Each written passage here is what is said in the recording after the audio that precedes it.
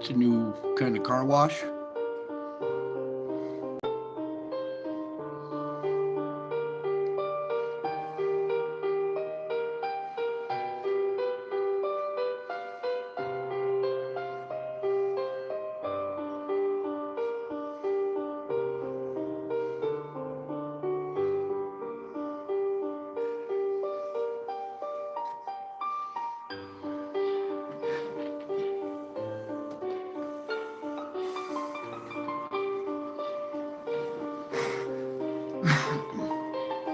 Excuse me.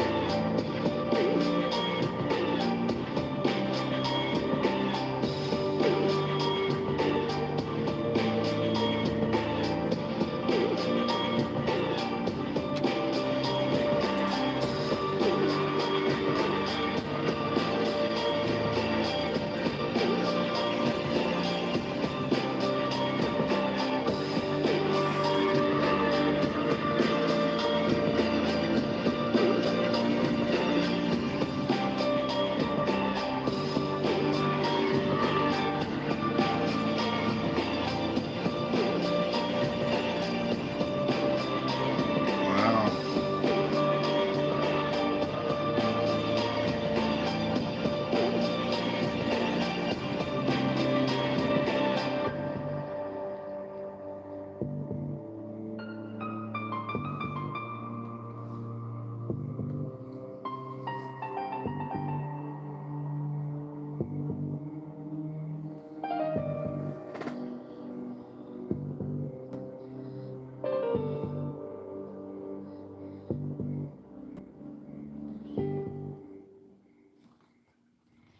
All right, howdy, folks. Welcome back. I told you I would be back. All right, so let's get the show on the road. And while that's loading up, I'm going to take a moment to thank you guys, even in replay, for taking a moment of your precious time to be here and be a part of this precious family. This is not your ordinary YouTube live stream, okay? This is something a lot different. We deal with some very disturbing subjects, so fair warning. And if this is disturbing, stick around until the end for the spiritual report, and then it won't be so disturbing. So got that part out of the way. And once you make it through the special part at the end, you will find out indeed how precious you are to me. Okay? All right, so let's get the show going. Here's August 27th. Well, let's go up here. August 27th, 2024. All right, there's your loop plan. Not much going on, not much to really freeze frame and go through right now, thankfully. There is this, what looks like a halo right there, but that's not what right there. Those few frames right around here. Okay, starting right around 8 here. Okay, not much going on until right here. We see the glitch screen because it's such a powerful blast. That kind of tells me that it's heading our way. If it caused the camera to glitch on the first screen right there, It usually means it's something coming our way. All right. Usually, if it's heading out the other way, it won't have readings on the screen like this. So we'll find out a little more here as we go. But boom, right there, starting at 8 o'clock, and then proceeding. Boom. Someone was asking what happens when one of these is pointing at us. Well, this is what happens. It looks like this when it comes right at the camera. It glitches out the camera and then spreads out in a circular fashion. And you can see some little satellites, little moons here and there, stuff flying around out there still. Okay. Oh, we got the tiniest little bit of something playing back in the background there. All right. As we continue on, you can see just very faintly little bow shock, little wakes coming off here, coming off this one. So there's other little stuff just kind of swinging through there, whatever this is.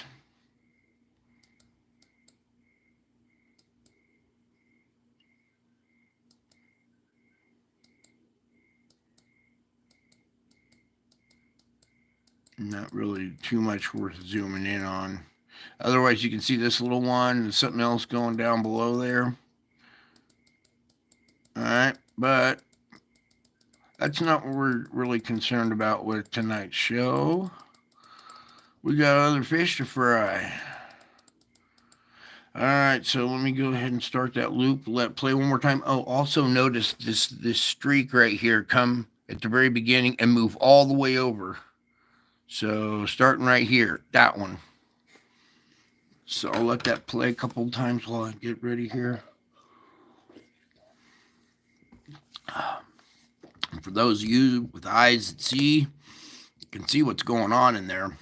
I have a feeling that CME might be coming our way. It might not be a CME, it could just be a flare or something like that, but it did do a full halo like that. All right, so now what we need to talk about is over here. Please, Lord, can we have this? I just loaded it up. Up then, maybe? All right, as you can see here, well, maybe not. We can get this to open. And let me dim this a little bit because it looks like it's blinding the camera a little bit. You're getting red and really dark orange in here, and red, dark orange and red in this one.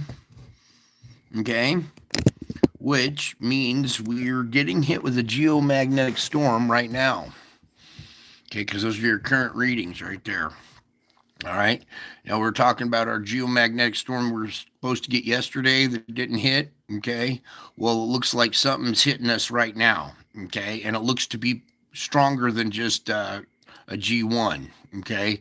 It's not here on the KP yet because the last readings right before this were right before just under KP or K3, KP3 here. And when you see orange and red, well, that's going to put it up about 7, maybe a little higher, around 8. So we're going to get a G out of this right here that's currently happening. It just hasn't popped up on the okay. And just again, one more time, you can see it going off right now. I want to capture this now before this data gets old. There we go. When we put it up top, you can kind of see it a little bit, the coloration a little better. Sorry about the way I have to do things with the camera and the computer, but I'm just old school, I guess. So that's what I'm talking about right there. Your orange and red, your orange and red. So we're going to get a good little kick out of this, all right? And it's no surprise, okay? I told you we might see a stronger storm because of, well, the object that's going along with it. It's just a little better than expected is all. Okay, so in the next day or two, spike right here, probably in the next, well, let's see if we get a, not yet. Well, not yet. But pretty soon this chart's going to read at least KP6 or something because we get an orange and red right in there. All right. So now back to our regular show. Starting off here with our solar flux index, it's at 221. It's down 11 points. That's good. I'll take any kind of decrease we can get. All right. But our sunspot number count is up 24. We're at 202.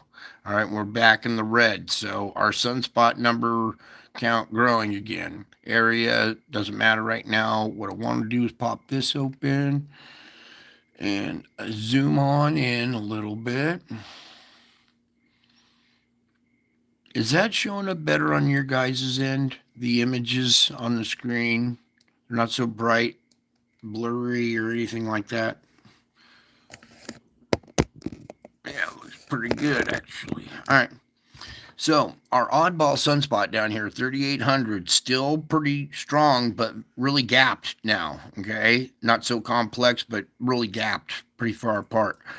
Meanwhile, this 3,799 getting this little negative field over here, but it's still kind of the oddball too, with just this really strong polarity of one side. So then you got 3790, rounding limb, 3792, and 96. Now, in this zone over here is where our IMF hookup line touches the sun. Okay, so now that our planet is so overcharged, we are actually sending current down the IMF line back towards the sun, too. Okay, we're emitting gamma rays, so any kind of little, spark will touch off, could touch off CME or flare or something if it crosses our magnetic field line. So let's just pray that doesn't happen. I think we're probably in good shape. These two don't look too bad right now. The main concern is just like this guy, but we already saw the event that happened here yesterday, and then this will probably diminish the further that away from the sun. Okay, let me slide on over here. Whoopsie, this way. 3803, new little area coming in. This guy got two little eyes right here, but no red yet. So just some different kind of setups here. Getting kind of weird. All right. So let's pull on back here and scooch on over and see how fluxed we are.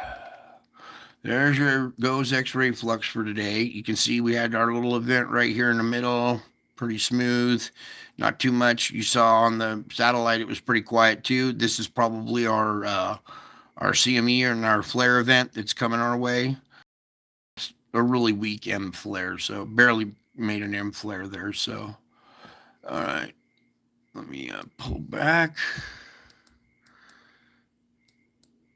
All right, so our geomagnetic forecast probably going to change now because the 27th here, I have a feeling pretty soon they're going to start detecting this this event right here, and we're going to get a new spike, and then we'll see G1 or G2 or what it, well, probably G3 if it's going to be in red.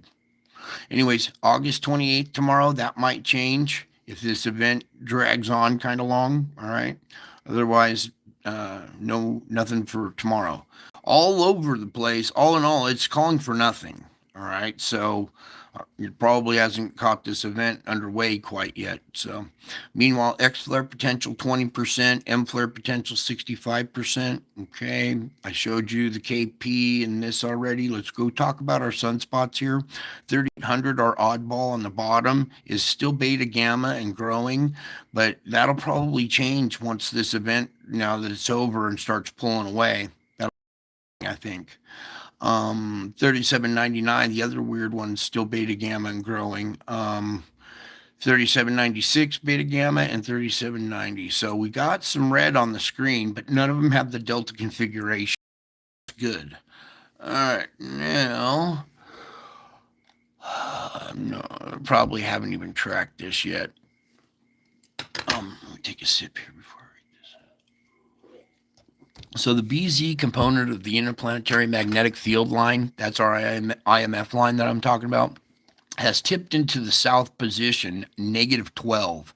Okay, you know at -6 is when we start taking on stuff, and it's at -12. The storming effect, all right?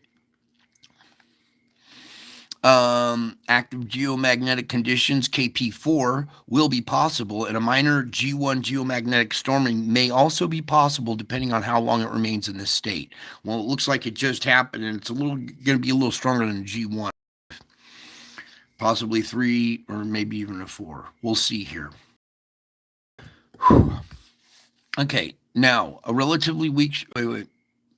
This is still his 27th. Yeah, a relatively weak shock passage was detected this morning around 7:30. Okay, so they detected something weak at 7:30, but we're talking now currently time we're seeing this. So this is the second impact right here. Okay. So there was a weak one detected this morning, but so far field appears to be minimal. Well, that just kind of changed, I think. Okay, what I want to do is open up the tracker anyway and just touch on this really quick here. Please, can we open this? I just want to use this as a display and just remind you guys, you're all aware that our IMF line, this black and white dotted line, is arched.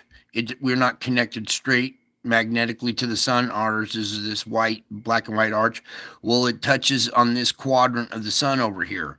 And if we're overcharged and possibly sending any kind of small current back down the line, remember, everything here is electrical too. Okay, so if you have something that's positive charged and we're sending a negative current down the line, we could spark something like this. See where it's coming out? Bing! Right around there. So don't be surprised if one of these sunspots or whatever, too, as it crosses the magnetic field line, that it sparks a little flare. Not so much a CME. We get CMEs from the objects, but we get these flares without a CME sometimes because I believe that our IMF line, even if it's neutral, it could still trigger something. So, anyways, I just pray it doesn't happen, and we keep going without any other storming, because this right here is going to be absorption. It's being absorbed right now and directed to the poles. Yes? No? See it being directed to the poles. All of this is going to get absorbed down to the core. The core will heat up and swell, and then we're going to see earthquake and uptick in earthquake magnitudes, activity, volcanic eruptions, and heights, new ones opening possibly. That's what this stuff does. Okay, you guys understand how it's working now. So very important. The VZ is now negative 12. Okay, and that's letting in a bunch of energy right now. Whew. Now I want to come over here to spaceweather.com. The CME impact, better late than never. CME impact expected to graze Earth's magnetic on the 26th, arrived later than expected. It struck on August 27th at about 8, and so far the weak impact has not caused a geomagnetic storm. Okay, so that'll probably change tomorrow. Everybody talking about the incoming comet going to be visible during the daylight. Too bad that won't be. No, this might be from the camera aperture because I see multiple shadows back in here and stuff, but just kind of reminiscent of our, an object captured years before with like a ridge running down the, it was rotating vertically instead of horizontally, and it had a ridge running down the top of it. Very similar to this image, but not saying that this is that, okay? But our objects that are out there, the ones that are very similar in size like this when they're approaching the sun, okay? And they can bend light and appear to be see-through, okay? It's taking the light from the backside, wrapping it around and projecting it to the front again. Very similar to what the military wants to do for, well, gravity is nature's stealth. So much density and gravity bends and absorbs light. Well, if it bends light, it can wrap around it and still kind of project light on the other side a little bit, looking see-through, similar to this. It's called magnetic or gravitational lensing. All right, but you can go see this article if you want. Go read that It's other stuff I want to talk about. All right, here we are over at the Schumann now. Whoops, let me get that out of there. So you can see after this little period we had yesterday, very bumpy roller coaster ride, still a little intense, and then back to normal intense. A little grinding here, continuity for a minute, but then intense, and then more grinding. Okay, so it's been one of those roller coaster ride days again. All right. So if you've been feeling it and you're experiencing a lot of pain, just wanted to refresh right there. See these last two. We're getting a little continuity right here. That's a little bit better. But if you're experiencing a lot of pain, you're lethargic, you're feeling sore, your joints or whatever, this could be why. This also makes people anxious and, well, all kinds of different stuff going on here. This should be just one smooth green line going across, none of this stuff. All right, so that's your roller coaster ride, and this going on in the background. This is your 7.83. The frequency that you're used to having just normal is intense, normal, and semi-intense, normal, semi-intense, weak, normal, blast. So it's just this constant roller coaster. And these are indications of pressure going on down below. And when I see stuff down in this zone right here starting to grind, see these frequencies that are a little higher. Okay, this is zero at the top. Higher frequencies are down at the bottom. This thing's almost kind of upside down, but we're used to reading it this way now. So zero being, no frequency into the very low, the ELF range, where you're 0.0003, 0.0004, even before you get to 1. All right, so we're talking really low frequencies. And then from that all the way up to 40 goes this chart. All right, so sometimes all the frequencies are very intense. Same with the 7.83, your Schumann, your regular note. All of them are really intense. And then you see other events like this. And when I see this stuff down at the bottom and this right here, I think we might be seeing magma up against the underside of the crust. Okay. Right around here in these frequencies. When these emit from down below, they're a little bit higher frequency. Okay. And as they come up through the magma, it's very dense, and then the crust is even denser, okay, or even more dense, I should say. So the frequencies slow down when they hit the crust, and that would be kind of, everything probably above this line, I think. And when we start to see intense grinding at this frequency, like matching up with this right here, I think we might be seeing magma, because it flows circularly underneath the crust, like almost kind of like a river sometimes. All right, and it'll rub up against the underside of the crust, creating a harmonic tremor in that frequency range. Okay, I think that's what we might be seeing there. Not quite sure, but sure looks like it to me. So, and I'll let you be the judge of that as well. Okay, now let's move on. Come on over here. We got some important stuff going on here. First of all, let's come on over to this really quick here. All right, so we got a couple of these hurricanes lining up to hit Hawaii. The other one just brushed it a little bit, but this one was like Category 3, and this one's getting pretty organized. Kind of looks like a frog, doesn't it? Yeah, frog type spirit or whatever. All right, so then we come over to here. Oh, boy. Poor Japan. They're just getting walloped right now. That's a pretty powerful storm right there. Okay, so everybody pray for Japan. This is the island that just suffered a big earthquake right there. Okay, now they're getting hit with a big old cyclone, typhoon, hurricane. Well, there are different names for them over there. But again, over here, look at India with their vortex going on. It's not a hurricane. It's nothing, but it's a vortex, isn't it? And this is its storm level, okay? So Where else was it going to go, Lord? Whoops. Whoa. Oh, yeah, again here.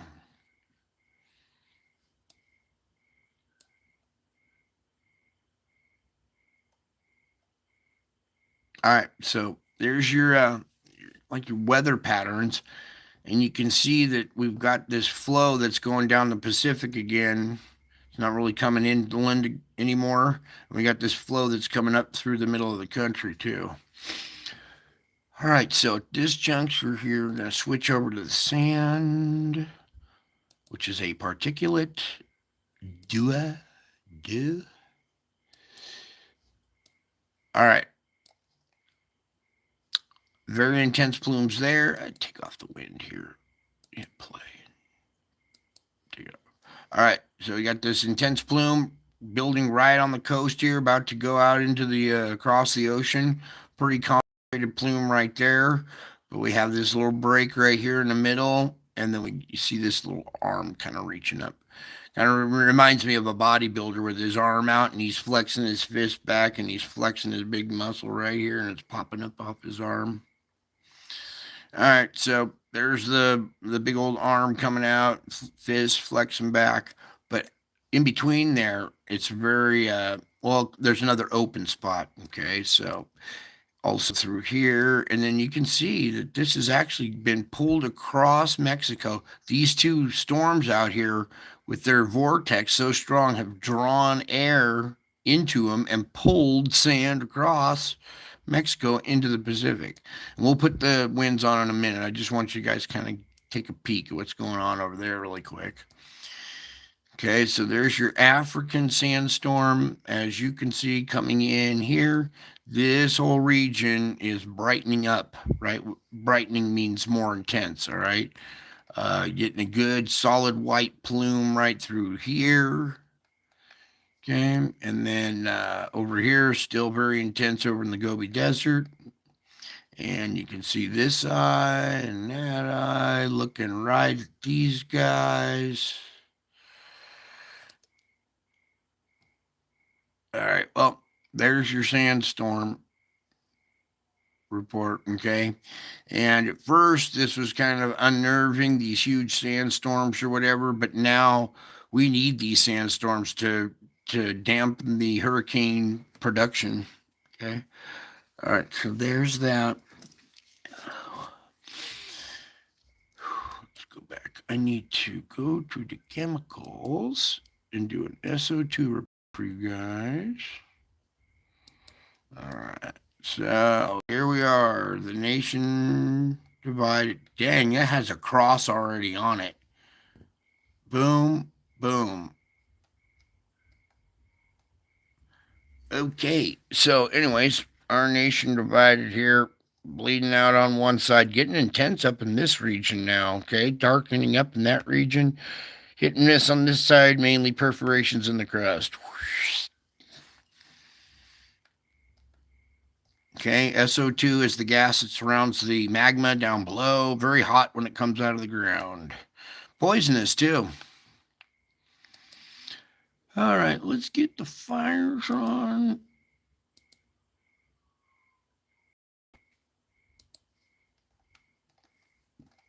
Okay, as you can see, a lot of these fires are being started from these SO2 plumes. I'm surprised there's not one in here and one in there. But there isn't. Not every SO2 plume produces a fire. If there's no, fuel around the site to burn, well, then it doesn't produce a fire. But this gas coming out of the ground so hot, it'll, cause spontaneous combustion of any kind of vegetation around the emission site. Okay, and then we we had this emission site here. Excuse me.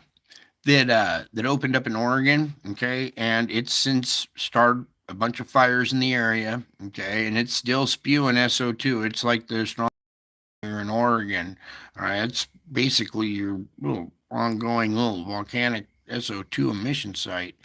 Then up here in Wyoming, we had another breakout similar to this. I showed you the plume that came out of there. All right, and it's still spewing SO2. So this fire production has crept south. It's happening in Oregon. We witnessed some here in Wyoming as well. Down here in California, it was creeping further south down into Mexico. And we got this one right here. We had these fires up here in Northern California from a CO or SO2 emission plume earlier this summer, and that's since been under control.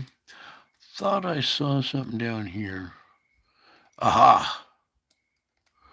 This site right here. See that little fire right there? Definitely, probably from this SO2 emission site. See all kinds of magma pushing on the underside of the crust, trying to make it up through the crust. Okay, these sites are so tiny, the gaps are so small that the molten magma can't push up through it, but the gas sure can. Uh, okay, those don't really match up with sites at all. So those fires there are not hooking up. I was kind of continuing to watch if it's going to creep east of this line here. And it did for a minute down in Louisiana, but that has since stopped. So, all right. And we're not the only ones here. Let's just kind of take a little peek over here really quick to these guys. See up here, a lot of these sites are having fires up in Siberia. So we're not the only ones that are entertaining this effect. All right, now what I want to do is take off the fires and come back over to the side of the planet again. All right, so there's our SO2 emissions going down through Mexico. You can still see Cuba's purple, Jamaica's purple, all these sites at the northern part of South America, all along the west coast of South America. Very strong emissions. You see the plume coming off right here, going out into the ocean, over the ocean. So relieves a lot of pressure in this area, keeps the earthquake magnitudes down. All right, now we're having a mission site, deep in the core, in the middle of South America there. I'm going to come on over here, stop off at Hawaii really quick. Good. Our typical SO2 emissions over here. Relieving pressure. This is the hub of the Pacific Rim, like a bicycle rim. All the spokes go to the middle part of the hub. So this would be the hub of the Pacific Rim. And when pressure builds along, excuse me, plate boundary lines and stuff like that, it comes out in the middle too, right at the perforation in the crust. Now, as we kind of come wrapping around here, let me adjust for their time frame really quick. 8 hours ago. All right, and you can see their emission sites are very strong, very intense, very large. Okay, very porous ground that they're on. You can see this region is very compact and everything, but it's all desert. All right, what I like to do is kind of just check out Japan. It's a volcanic island too. Okay, you see all the different volcanoes along the island just spewing SO2. So a lot of activity going on Japan. Meanwhile, the peninsula of the Koreas, North and South Korea, filling in. Okay. Taiwan, which is another plate boundary fulcrum point, doing a lot of pressure release. Well, SO2 emissions coming out of there pretty healthy today. Same with the Philippines.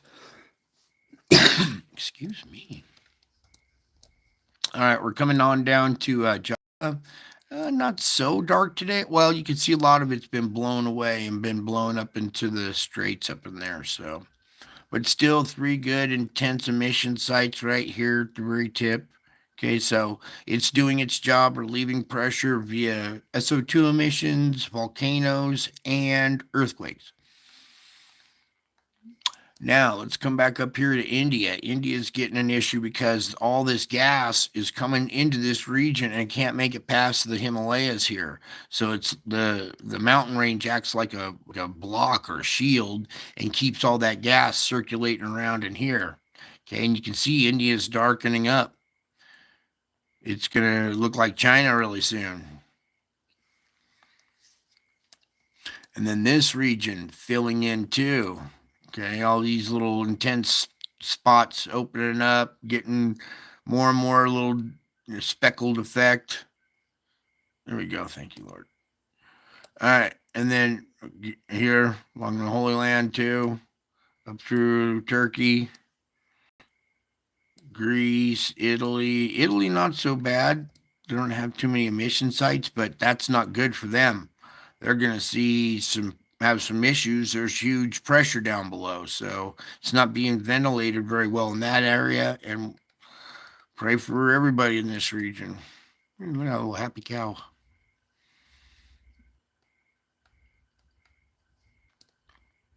All right, so I think we covered a little bit on South Africa too. Okay, but that covers SO2. Now let's get over to the ocean surface temperature anomalies. Okay, here we go. And you can see our big old yellow plume out here, still there, still pretty intense. I like the little fingers starting to wrap around Spain now.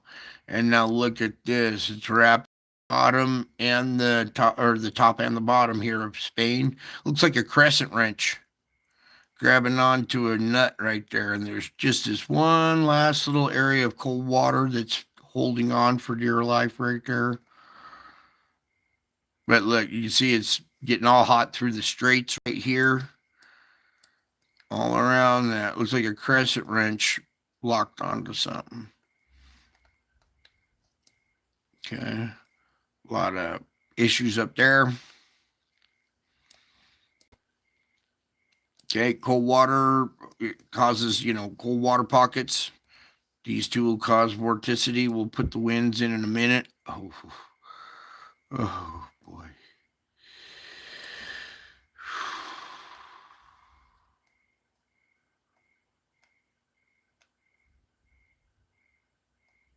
Yeah, this is getting, well, more and more organized here, stronger and stronger readings here. Last night you could actually see the line, the plate boundary. You can still see it. There's a little yellow line running right through there. Okay, that's your Juan de Fuca. There's hot water, magma, something coming off the ocean floor right there, making this hot band of water right along the coast right there. Another plume right there. This whole area is filling in. It used to be this comma shape with the head here and this little head here and the comma tail coming down that way.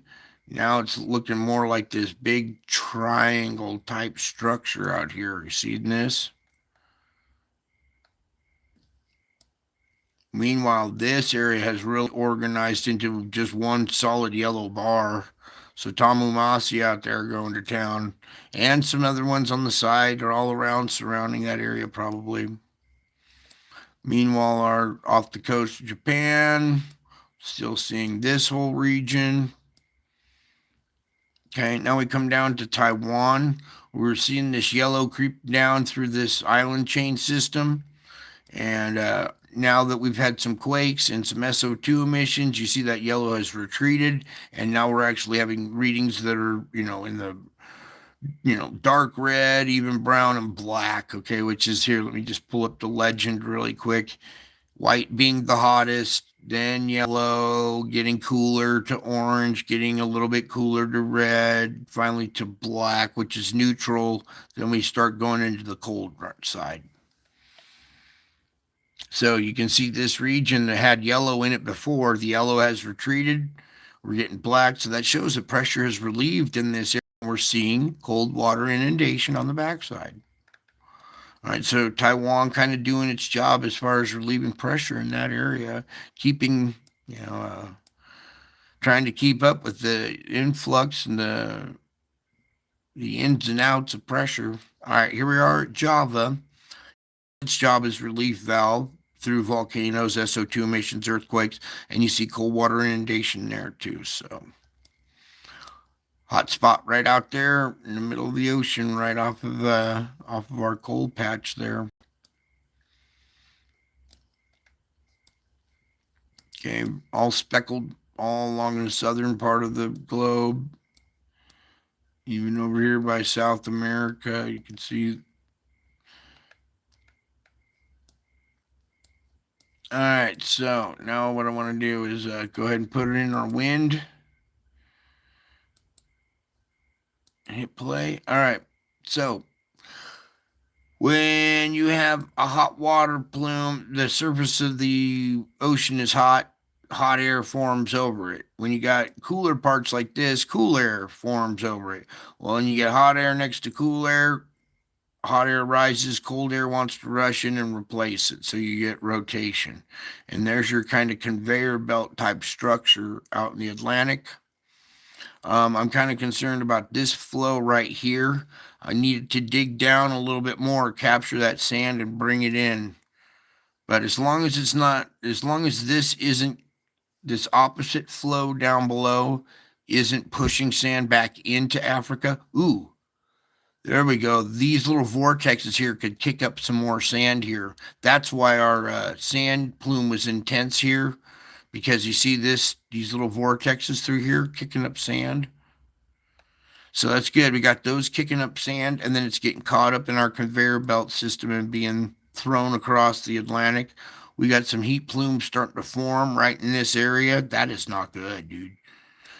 Pull these winds off now. Enough playing around with those. Ow. Please, Lord. Ow. Okay, well, now it's kind of. Come on. Jesus, please, can we have the computer cooperate again? Never had it freeze up like that before in between winds. Well, while we're stuck on this frame, we can talk about these little plumes in this area. You see these hot spots forming up in the line right there, and that's the same area as our conveyor belt. All right, so we need that sand to keep these heat plumes, at bay. They still will try to produce, but the sand kind of keeps your convection height at a little lower because, well, it's am I gonna have to X out of the whole site or what? Because it kicks up the sand kind of diminishes the heights of your convection, your thunderhead tops, which reduces the power of any kind of hurricane going through that area. Why is this not gonna X out something? Or we have this. Well, I guess we're stuck on this frame for a minute. Note this little area over here forming off the coast here, right on the equator. We got that this little cold area. Dang it! Why is this not? All right, wonderful. Please, Lord, we have this unjam, please. Yeah, maybe they're doing that on purpose. Come on, little circle spin. So, well, while we're here, say thanks to Marcia and Jimmy, and say many.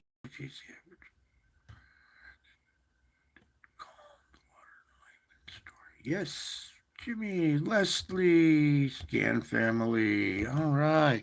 Are we going to get this thing coming back? I can't even X out of it, really? Hello? Oh, oh, it's doing something. That's okay. We'll just open it back up, get a new one going here.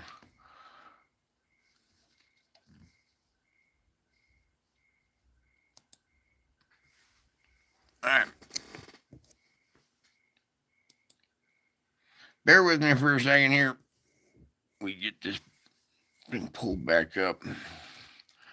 All right, so we're over here at the ocean with our sea surface temperatures, and we had wind, but we were taking it off. All right, there we go. Now, back to where we're this whole region, this little speckles, and now over here on the west coast, we'll talk about this a little bit in our earthquake report tonight. But what I want to do is go ahead and put those winds on now for the west coast, and so you guys can see how your heat pattern structure is controlling the air currents. Okay, they match up with the heat structures pretty well. So your weather being controlled by a lot of these heat anomalies coming off the bottom of the ocean, creating heat anomalies at the surface. Now we had these islands in the Alaska chain here that are constantly having little microquakes at volcanic sites, and they're reducing pressure in that area. But look, just inside that one little, this is like a big flat area out there, and we were starting to see odd quakes in this region before, and now look, we're starting to see heat on this side of the island chain. All right. Meanwhile, sorry, I'm kind of all over the place. Here's your here's this vortex growing right here because we have heat and cold right next to each other. See that? And now you see your vortex right over it. So your hot water, hot air, cold water, cold air, vortex. All right. Meanwhile, let's take the wind off. Now you can see how just all this hot air coming right up into here now.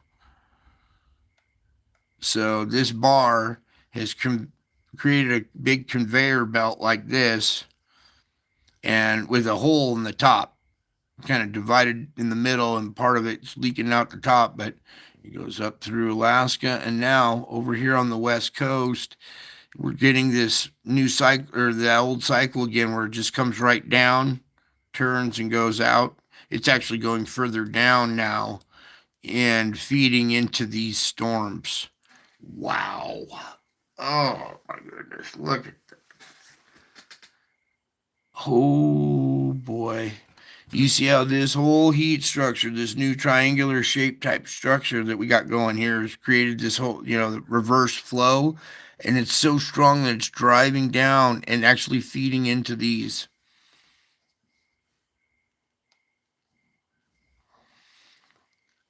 Now, if there was a hurricane right there, they'd all be equal distant gapped, right? So that's kind of the effect that we should have seen over in the Atlantic, but we didn't because of the sand production. Not enough sand over here, and now we're seeing our conveyor belt hurricane conveyor belt structure starting to form here. Well, let's pray that this pulls a lot of sand into this region too and diminishes the power and strength of these storms.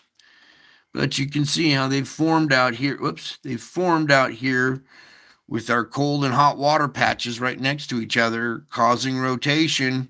You get uplift and the storm heads get high, and then all of a sudden, bing, bing, bing, there you go. So everybody in Hawaii, watch out. You got two storms coming. We're going to do a weather report on this a little later here. But very, very disturbing how these heat plumes have taken over our weather patterns.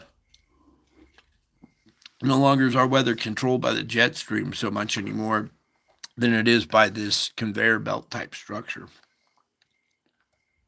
And it's happening down in here too as well.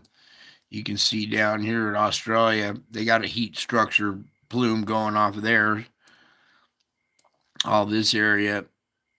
Look at this. Look at this rotation right here. It looks like something out of a head shop or something.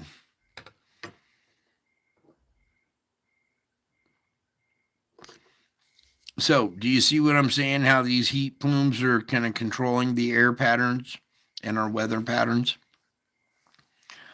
All right, so let's just kind of come on over here. Look at this one really quick, just to make sure it's doing good.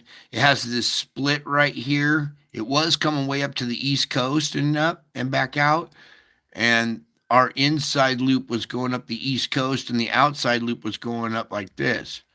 Well, we still have this big arm that reaches out. Look at the flow that comes through the Caribbean and goes up into Texas, goes right up through the middle of the country. And that's what's got that gas divided too.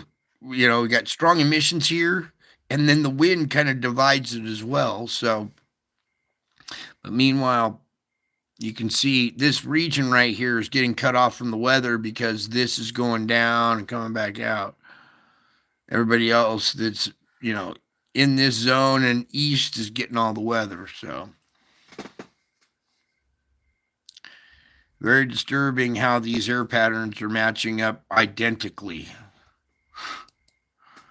Crazy, crazy, crazy. I mean, they should a little bit, but not perfect like this. Now I'm gonna take the wind off, and we're gonna leave it right there. All right, you see this yellow creeping closer to the west coast. We're having emissions off the west coast. We don't have any kind of, earthquake activity here pretty soon, relief pressure. I have a feeling it's going to start pushing under land, and we can see volcanoes through this system start to erupt possibly. And we could possibly see a, earthquake offshore, seeing as how this plate boundary right here, this we'll get to it in a minute here on the earthquake, but is being lubricated with molten magma. Okay, so that would kind of loosen up all the rocks that were solid and make them all gooey and gummy and loosen it up and kind of lubricate that. So, all right, now what I need to do is close that out and close this out. Can we get that one close? That one. We need that. Okay. I need to open up earthquake page because we are a little technical difficulty there. Thank you for hanging in there and bearing with me as we reload this page real quick. I X'd out of it while we were trying to unjam the computer there. It's coming. Here we go. Earthquakes. Okay. Get this set up really quick for you guys. Close that out. Take off that list. And let's dive in to our earthquake report, shall we? Starting down here in our deep quake region around Fiji here. Okay, no deep quake right there. But as we come down here, we have a 4.8 down at 144. That's not deep. That's semi-deep. That's 144. We're used to seeing down 590, 600. So almost a 5 here, close, about a third of the way down. Meanwhile, as the pitch comes down into the catcher's mitt, it gains strength. 5.1 coming in at 53. This little volcanic ridge right here, probably some little volcanic seamount acting up there.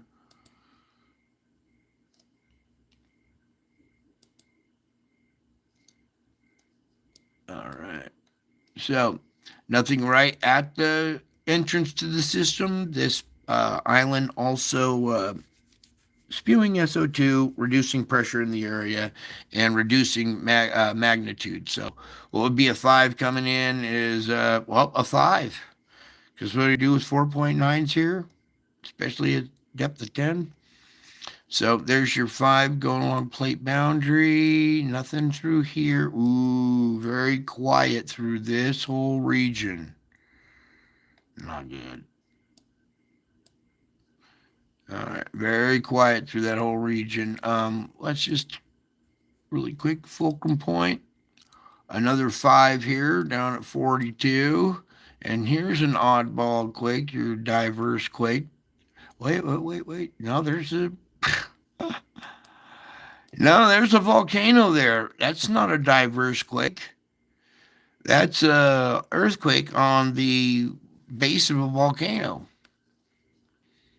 So, indication of pressure down below 4.6 at 11. That's a little close to the surface for a volcano. Usually they're a little 50, 60, 100. So this is magma getting close to the surface here. Wouldn't surprise me if this little region had an event. Look at it. Beautiful volcano. You see the rim, and then you can see the island that formed inside the rim in the lake there. And now the lake broke open and it's a part of the ocean. But Quite a little volcanic feature there, huh?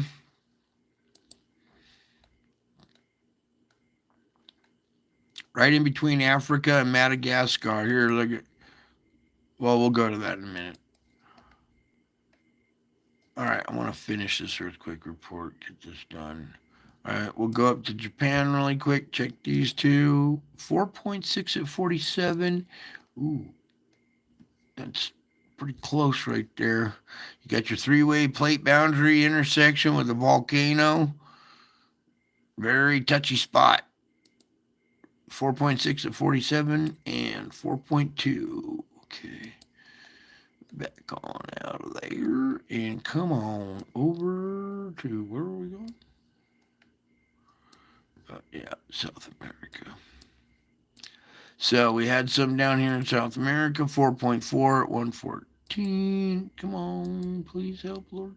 4.5. 4.5. Probably a plate boundary. 4.7 on plate boundary here on the Cocos plate. So that's good. It's relieving energy in that region. See if we could just get this up here by the Juan de Fuca.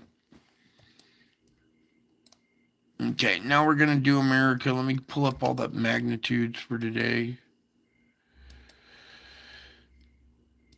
We'll dive on in. So, very quiet, kind of along the little volcanic island chain. We saw pressure building in this flat area, and we had a diverse quake out here one time, well, a few months back.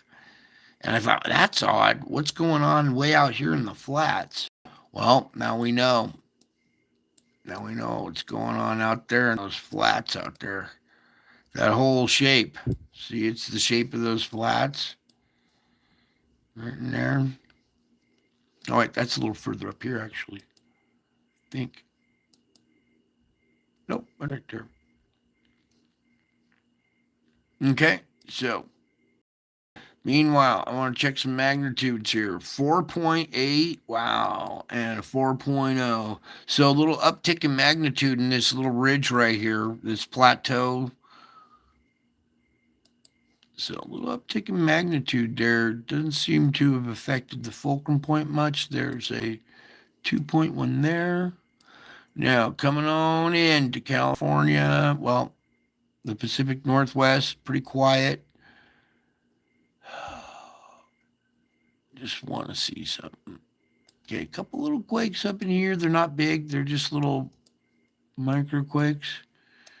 But nothing at the volcanoes here except for an explosion here that set off a .9. Mount Hood Village, Oregon. Uh-oh, I know what's going on there. All right, let's move on down. Another explosion, nothing big. Fulcrum point, nothing. Very quiet. This whole plate boundary right there, this red line is oozing either hot water, magma, something, causing our huge heat plume out there.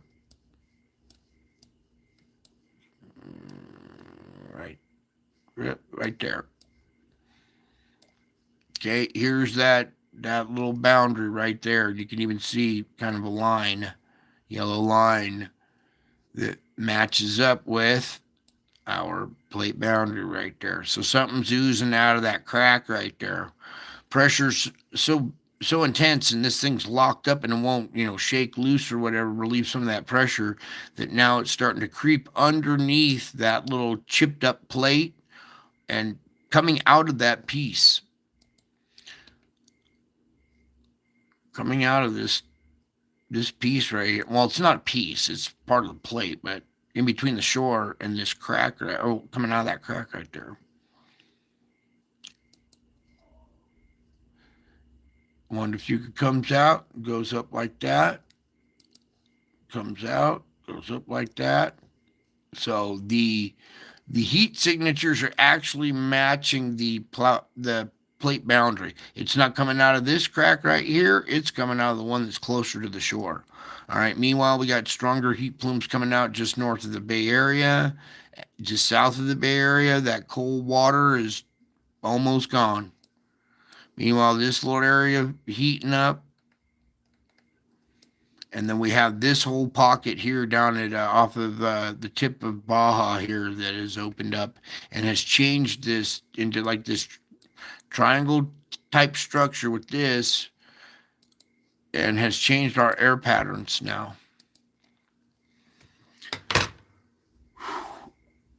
I gotta go check on something. Something just spooked the kids. I gotta make sure it's not. You guys okay out there?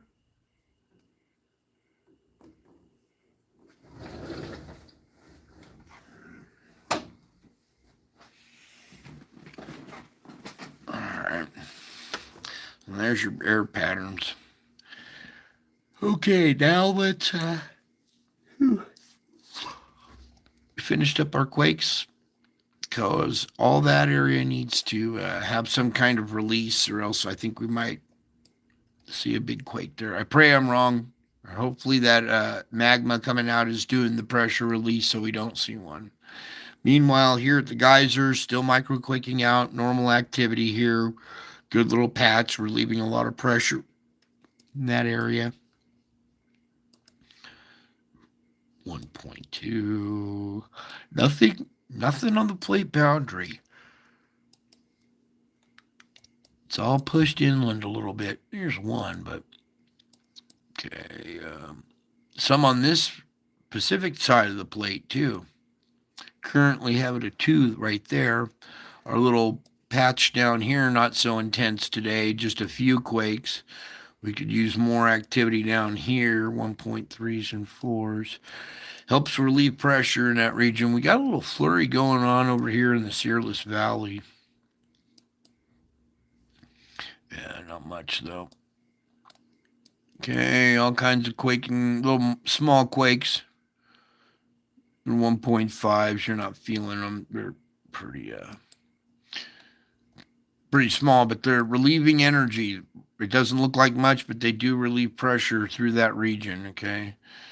Well, one in Tahoe and one out in the Boondocks. Wow, we got a volcanic site out here starting to act up. Also, there's a fault that runs underneath Lake Tahoe, and that's a pretty deep fault down in there, but it's actually at 0.8, so it's just like right under the surface of the water right there. I need to check these other ones here. Uh-oh, I must be tired. I'm yawning. Sorry if I'm making you guys yawn. Just small stuff through Utah. I want to check Texas. Magnitude check, 2.6 in Oklahoma. Nothing too bad. Nothing along the New Madrid. Okay, yay, we're done with that. Now we can close out this and that. Open up our weather page, or a volcano page, please. Bear with me for a second here. You guys are awesome. You're practicing patience. All right, 34 and 33. 67 volcanoes active. If I'd have told you 7 years ago when all this would start happening to me that we'd be here 7 years later, 30 or 67 volcanoes, you would have said, Brian, you're crazy. Well, here we are, and I'm still crazy about you. Yes, indeed, I am crazy about you. All right. Zvarensky, a few hundred meters in height. Ibu, 14,000. Luatobi, 9. White Island, no, nothing there. Nevada del Ruiz, 23,000. Okay. Well, there's a big high elevation blast, especially out of Nevada del Ruiz, huh? 23. Songay, that is usually higher. It beat Songay today. That's impressive. So 20,000, 23,000, 9, what was it? 14. Okay. And that's just in the last few minutes.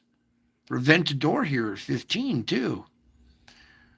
Okay, let's get into today, which is now yesterday because, well, time flies here at my channel. Time flies when you're having fun. The trick to watching the clock. Don't watch the clock. Try to have fun. Next thing you know, shift is over and you're like, oh man, time flies when you're having fun. Zvarensky again, Reykjanes Peninsula, very, still active. We had that latest blast that sent a bunch of SO2 over England and had everybody kind of locked down there because of, well, SO2 emissions in the air. IBU, usually 8,000. What? We saw 10 the other day, and that was a little different out of EBU. It's usually IBU 8,000 feet. Then we had 10,000. Now 17,000. That's a pretty dramatic increase in height compared to its typical behavior. Which 17,000. All right, Luatobi 9,000. Semaru usually 15. It's at 14. That's pretty typical. 7,000 out of Dukono, White Island. 600 to 900 meters before being dispersed downwind. Fuego, yeah, fire is possibly VMA. All right, here we go. Sabankaya 25, and I believe that was it. Yep. All right, go. Was that another frog-like spirit right there between her? Oh my God. They're doing that for their ads. That's crazy. Yeah. Here we go. Let's get her done, son. Can we have the weather, please? Oh, taking a second to load up here. We get this weather out of the way. I want to pull up Venture Sky as well and take a peek at the track of that hurricane. Those two hurricanes are heading towards Hawaii. Usually,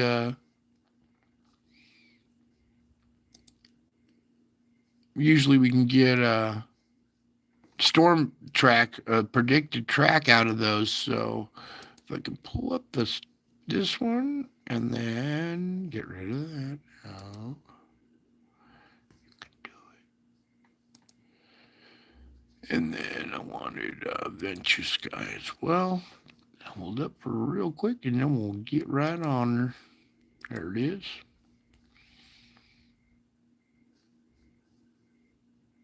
And I would love to have all this stuff already pulled up and have 15 pages open, but this poor old computer can barely handle the volcano page. But thankfully it does well. It's still hanging in there. Okay, so I'm going to go to the radar really quick and just kind of take you guys out here to Hawaii. Going okay. We can kind of move this a little better. All right. So projected tracks, you see the little green little lines coming out there. That's not good. It's just going to go right in there, right in between those two islands. You see these wind patterns drawn this way? So it might go a little south. I would rather see it kind of go south and hit like this uninhabited part, because if the middle of this goes right through the islands, right in between, it's going to do some damage there. And then notice that this one back here, all of a sudden it decided, huh, where are you going? Oh, okay, I'm going to follow you. So look out. These two tracks looks like they're getting sucked up into this conveyor belt system up there. All right, we'll kind of track this. It's still a little ways away. Well, not good. All right, let's come back to our forecast model and just let that kind of, should have had that loaded up while I was doing that. There it goes. Wow. My chat was all jammed up. I got all kinds of technical difficulties. And we're still cooking. All right, well, it's jamming up. Just want to thank Jeremy and Grace for being here. Oh, D-Res is here. I thought so.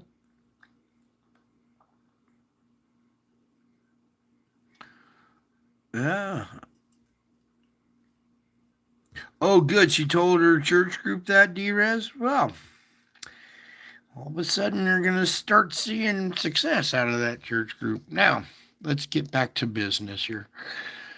Sorry, just kind of scrolling through the chat while we were doing this.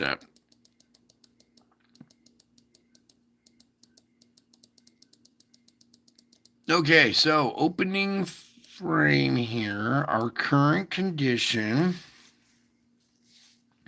is severe weather up here still going on. You see the speckled stuff still creeping around down in here. So you got to watch those little pop-ups right in there. Mexico, well, here creeping into Texas. Also some in there. Remember, right now we are currently, that's why I didn't want to pull that one down. Let me pull up the solar ham real quick. Because we're being hit with the auroras right now. Okay, that is an enhancement event currently going on. Oh, look, it's kind of diminished now. See how it's gone into yellow? It's not so red anymore.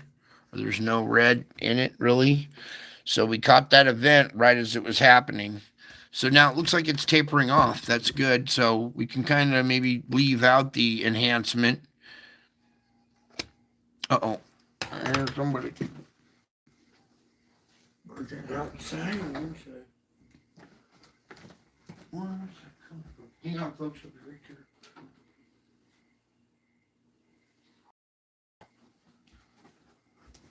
Where are you?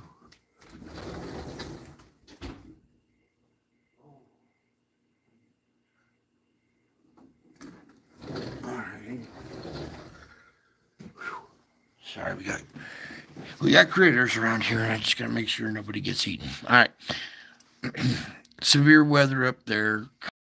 Enhancement. It looks like it's tapering off for tomorrow morning there. Noontime tomorrow. Convection up there in Canada. Watch out a little bit. You see how this comma shape's starting to take effect here? Convection, and then nighttime tomorrow night. Morning of the 29th, noon, convection. Watch out for convection tomorrow through there, down in here. See all our little red spots there. And remember, even if you don't see severe weather, there's no yellow box or anything, that doesn't mean you're still not susceptible to flash flooding. Way more water concentration percentage in air and way more particulates produces a lot more water, a lot more rain.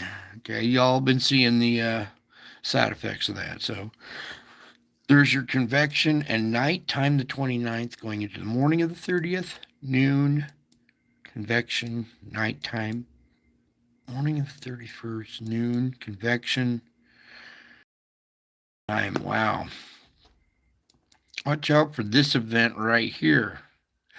Starting on the 31st, the morning kind of tapers off by noon. It looks like maybe it's all done, but then convection and nighttime right through there. This possible quasi-linear storm front right there could have these little pop-ups, these individual isolated supercell pop-ups that don't have anything to merge with can produce some pretty strong storms. So there's a nighttime of the 31st, morning of the 1st, noon, convection, nighttime, morning of the 2nd, noon, convection, nighttime, morning of the 3rd, noon, convection, nighttime 4, noon, convection, nighttime 5, convection, nighttime 6, convection, nighttime 7. Ooh, look at that thing rotating, maybe throw something back on land. Convection, nighttime, noon, morning of the 8th, noon, convection, nighttime, 9th, noon, convection, nighttime, 10th, noon, convection, nighttime, September 11th, noon, convection, nighttime, 12th. June, convection, nighttime.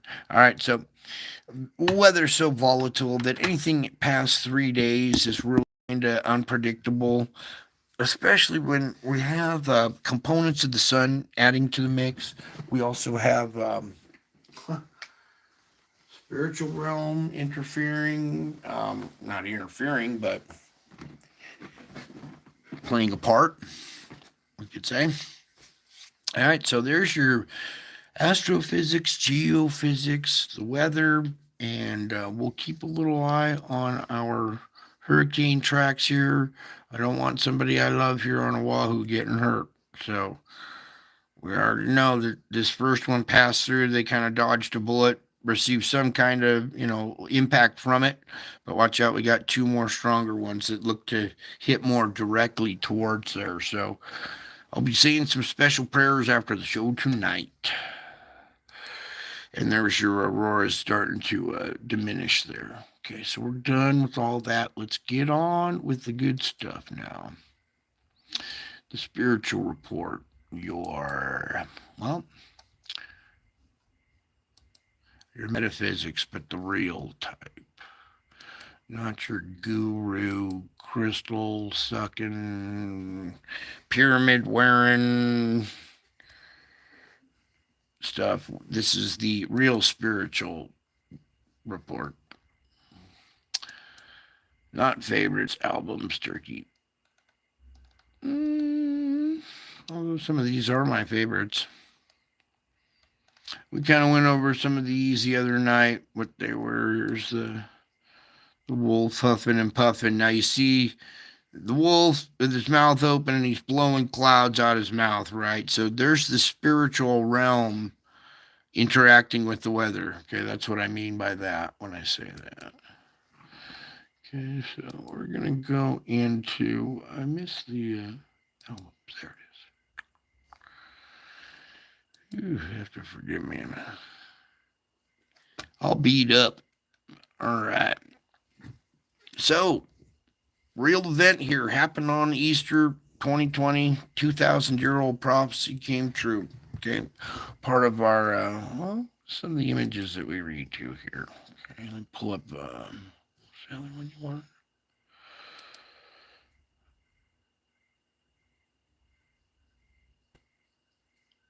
I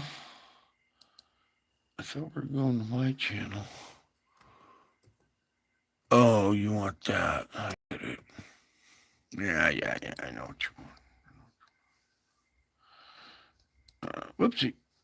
If you guys would just let me click on that without an ad popping in there.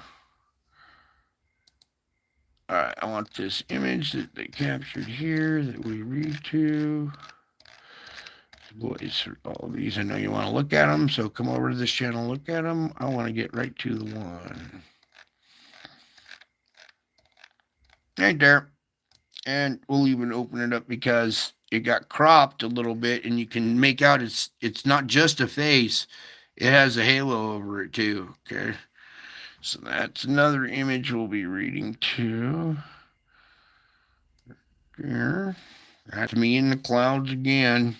My face just keeps showing up all over the place. It's embarrassing. It's like, I'm not the type that's like, hey, look at me, look at me. Mm-mm. But unfortunately, I got every face in the sky looking at me. So, what was the other one we're going to do? We did that one. We did that one. And then, oh, yeah.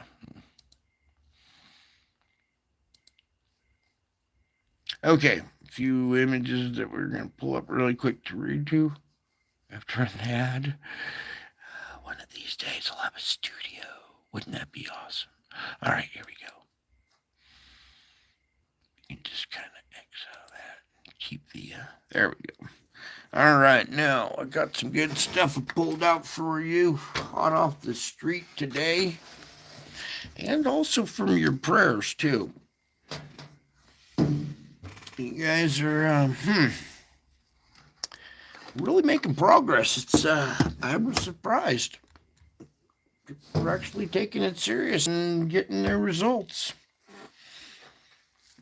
It's because you're Well, you're living close to me. You're seeing things from my perspective now, right? You get to understand that this is the real deal. You're already getting glimpses of heaven, okay? And you're seeing signs in the clouds and the sun, the moon, the stars, right? So you're getting close to me. I know you just getting to know me is all, okay? And I know that that can rattle people too. Mm. Some people that have figured out who I am. I come over to a different channel. I enter the chat room, and it gets really quiet in there. I'm like, no, no, no, no. I don't want to disrupt things. I just like to be close, is all. And I want you close to me because in closeness to me, you are safe. In the intimacy of my presence, you are energized. So no matter where you are in the world, you know you belong when you sense my nearness. Now, ever since the fall, man has experienced a gaping emptiness that only my presence can fill. I designed you for close communication with your Creator, and how I enjoy walking in the garden with you. Even so, when you communicate with me or commune with me in the garden of your heart, both you and I are blessed. And this is my way of living in the world through you.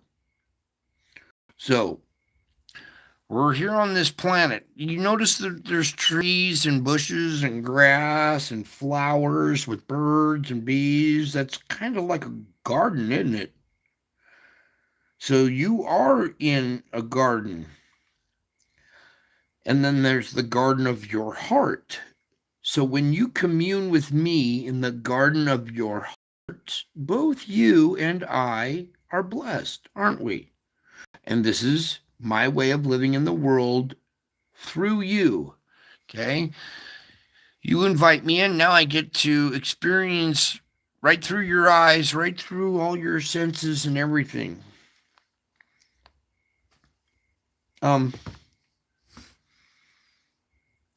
Together, it's you and me, together we will push back the darkness, for I am the light of the world.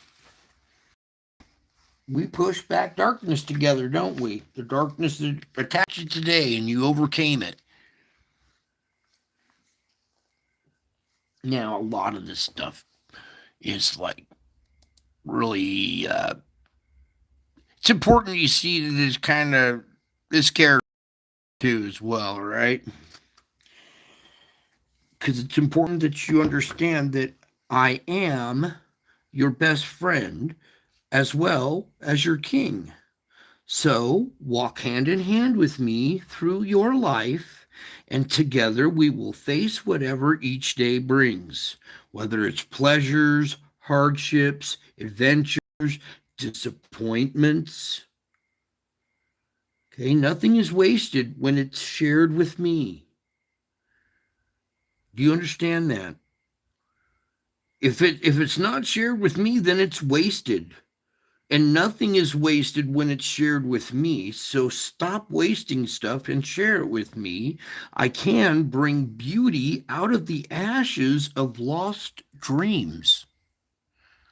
That's what I do. I bring beauty out of the ashes of your lost dreams.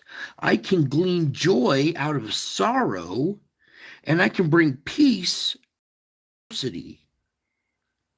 Don't I?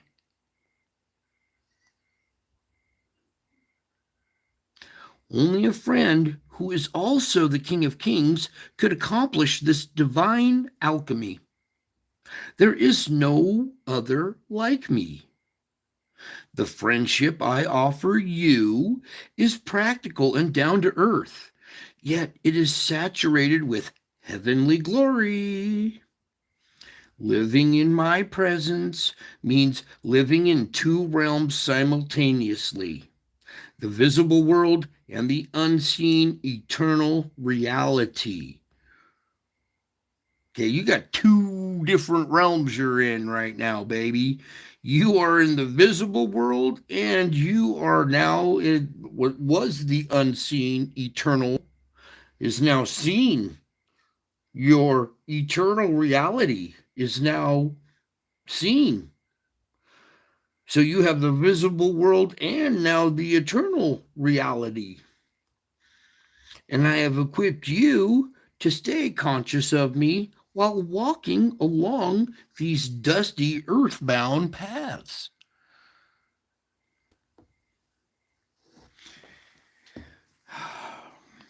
Um, when you're doing stuff throughout the course of your day, I always try to pray before I do stuff, but I forget. I get wrapped up in stuff. We're so busy with our lives and people and family and stuff. I'll forget to pray and I'll go heading off into traffic, and next thing you know, I'm screaming and yelling. So it's important that when you do something, you pray before it, and then you do everything in dependence on me. The desire to act independently apart from me springs from the root of pride. Self sufficiency is subtle, insinuating its way into your thoughts and actions without you realizing it. Your self sufficiency, insinuating your way and your thoughts and actions going on in your head before you realize it. But apart from me, you can do nothing. That is nothing of eternal value. Okay, you can do all sorts of stuff physically running around in circles here, but nothing of eternal value is done by yourself. So, apart from me, you do nothing that is nothing of eternal value. My deepest desire for you is that you learn to depend on me in every situation. I move heaven and earth to accomplish this purpose, but you must collaborate with me in this training. Teaching you would be simple if I negated your free will or overwhelmed my power. However, I love you too much to withdraw the godlike privileges I have bestowed on you as my image bearer. Okay? I love you too much to withdraw the godlike privilege I bestowed on you. You are my image bearer. Use your freedom wisely by relying on me constantly. Thus, you enjoy my presence and my peace.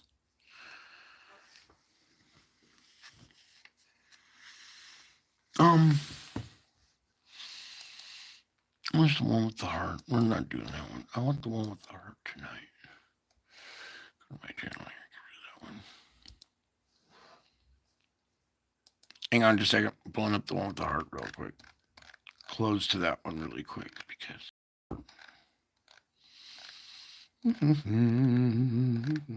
Right there. 4 years ago? Wow, been a long time flies, huh? When you're having fun. And you just, all right, we just want that right there. That heart right there. Okay, we're going to close with this one. So, you saw that face with the shining. You see that heart radiating love right there. You see the crown and everything. I want you to enjoy the warmth of my presence shining upon you. Feel your face tingle as you bask in my love light. I delight in you more than you can imagine, and I approve of you continuously, for I see you cloaked in my light, arrayed in my righteousness. There is no condemnation for those who are clothed in me, and that's why I abhor the use of guilt as a means of motivation among Christians. You can't guilt somebody into this. Okay, now some pastors will try to whip their people into action with guilt-inducing sermons, and this procedure can drive many people to work harder, but the end does not justify the means. Sometimes this procedure just drives people away right away. All they hear is guilt-inducing sermons. No, no, no, no. This is not guilt. This is quite the opposite. We're trying to get you to love and drop all that guilt. And pastors will whip their people into action with guilt-inducing sermons. And that can run people off, or it can drive many people to try to work harder, but then the means aren't justified. The guilt-evoking messages can undermine the very foundation of grace in a believer's heart. You see that believer's heart right there? What can undermine the foundation of that? Guilt-evoking messages undermine the foundation of grace in a believer's heart. Oh my goodness, you guys thought you had it all and you were good, but there's something that can undermine your foundation. It's those guilt-evoking messages like, oh, you're going to be going to hell if you don't believe. Oh, that's a guilting you into it. It's attraction rather than promotion. You got to want to be here. You got to want this. It's not like I don't want you to feel guilt evoked, because I don't like that when that happens to me. I'm constantly doing some stuff for people because I feel like it was guilt invoked. Okay. So that's very important. This is one of the things that can undermine your foundation is the guilt evoking messages. Okay. Sometimes a pastor may feel successful when his people are doing more, but I look at their hearts. I grieve grace eroding with weeds of anxious works creeping in.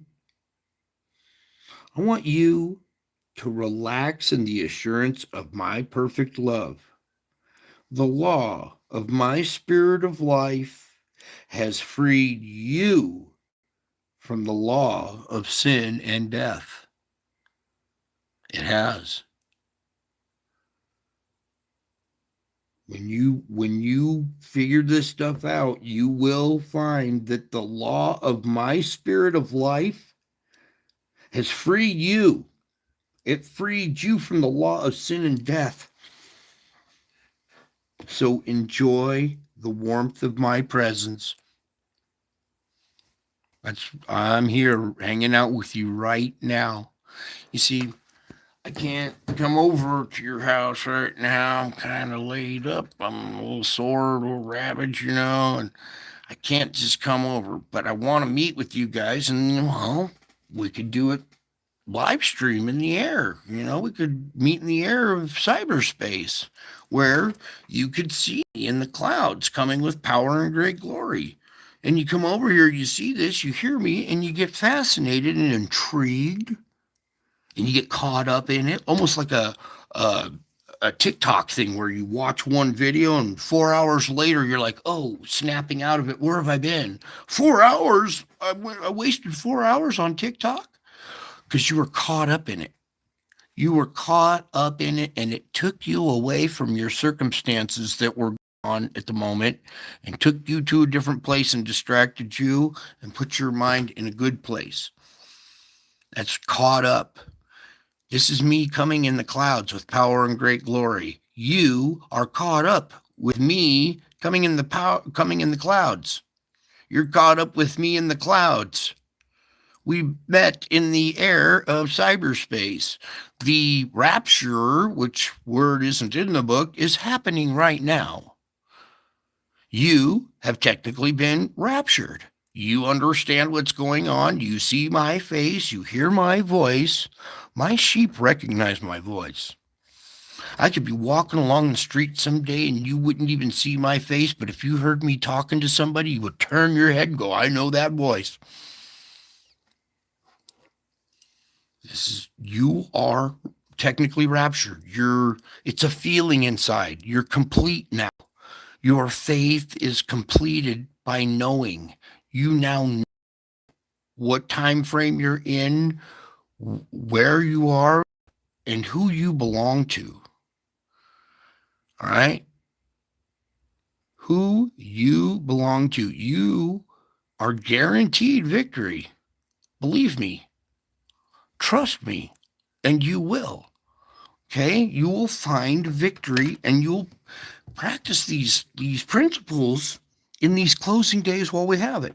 While you wait with me, we're doing some salvage work. We're going to brighten up our own day, and then we're going to take that shining face out there and smile at other people and bring the light into other people's lives. Okay? You can see how desperately it's being needed right now in the world, don't you? That's how this works. You practice salvaging your day. Hey, not every day is a salvage day. Some days go smooth. Other days, when you're having a rough day and something happens, then take a break. Stop, pray, breathe, connect with me. Okay? Regain your composure. Listen to that little voice, that little inner voice inside. It'll guide you where to go. Okay? You think you're in control of your day until all hell breaks loose, and then you got to break down and go, okay, Lord, your way. The moment you do that, things go a lot smoother. Okay? I'm here to help. Okay? I love you guys. I have been through quite the ordeal, all right? And I learned a lot from it. Okay? I'm just trying to pass on what I've learned so that you guys may have, the tools, the toolbox, okay? It's about collecting all these concepts, how they work, recognizing their tools, and then utilizing them when needed. It's not like you're going to carry a wrench around on your shoulder all day waiting for something to happen. No, when something happens and you have an adversity, we'll say, that's when you pray and overcome it. With all this activity going on in the sky every day, okay, you guys don't see it all, but I do. And if you could see all the stuff that's going on in your skies every day, you would pray before you left the house and went out into the public, okay, or out in it is what I refer to. So when you leave the house and you go outside, you are out in it. So when you pray, I like to pray for a hedge of protection. Lord, while I go out in it, protect me in traffic, help guide me through this and that. And when you do that on the get-go, all of a sudden you have better results. Because I forget to sometimes, and then I will catch myself doing it again, and I have to go, Lord, I'm doing it again. Take a moment, recover, salvage that day, and then move on. All right? Then you get into other people's lives, and you're doing the Lord's work. You really are. You really are. That dude right there. You see this little weird lispy thing hanging over right here? Let's see here. Should I do this?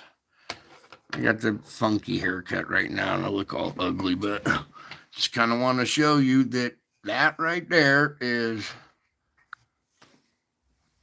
this little hook right here hanging off my hair. Is it showing right there? All right, so kind of, I don't know, we capture my ugly mug, but that's it's weird how it's mimicking my latest haircut with a little hair coming over the side and my underbite and me blowing smoke out my nose sometimes when I smoke a cigarette, because I got problems and I'm trying to work on them too. Okay, so we just do our best. It's progress, not perfection. Invite me in, we'll make perfection, okay? That's about it for tonight. I love you all. I miss you all.